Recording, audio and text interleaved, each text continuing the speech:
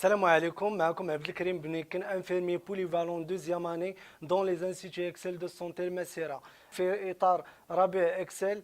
اليوم بغينا نقدموا لكم النشاط اللي هو أفوس غفوس. من بين هذه الأنشطة اللي قمنا بها هو إصلاح أو إعادة هيكلة المدرسة بالصباغة ديالها، وكذلك نظمنا ورشات ثقافية رياضية وفنية لفائدة الأطفال دوار أوريكا، وقمنا أيضا بحملة طبية لكشف المبكر لداء السكري، وفي آخر المطاف قمنا بتوزيع الملابس لفائدة سكان أوريكا. وهذا الهدف ديالنا من هذه الاكتيفيتي هذه هو إعطاء واحد الفرحة وخلق نشاط لفائدة هاد الناس هادو، وشكرا.